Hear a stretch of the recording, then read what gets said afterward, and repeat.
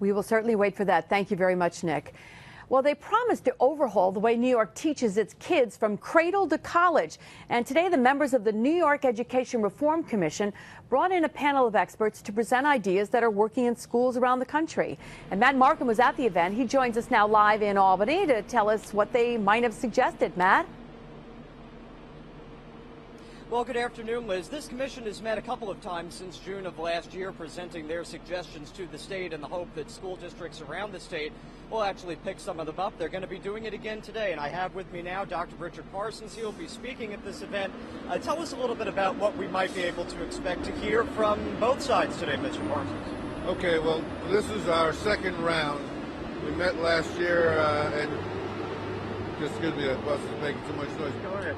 So today we're going to be hearing from a panel of experts on the subject of restructuring of the delivery of public education. One of the issues is, we've lived with the structure of like 700 school districts around the state, some large, some small, for over 100 years, right?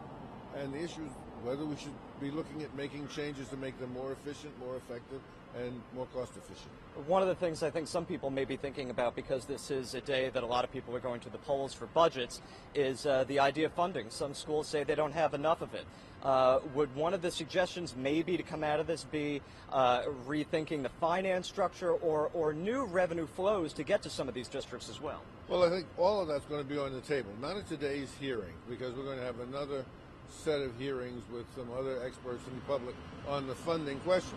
But the question of structure relates to just what you're talking about. As I said, we've got just about 700 school districts in New York, each of which has all of the layers of administrative as well as educational personnel, et cetera, transportation.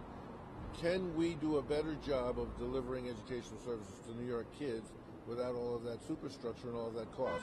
It's one of the issues we'll be talking about today. And some districts have already considered that, so we'll listen to more of that today. Dr. Parsons, thanks very much. Thank you. We'll talk to you inside, and Liz, we'll have another update for you coming up tonight, starting at 5 o'clock. Hope to see you then.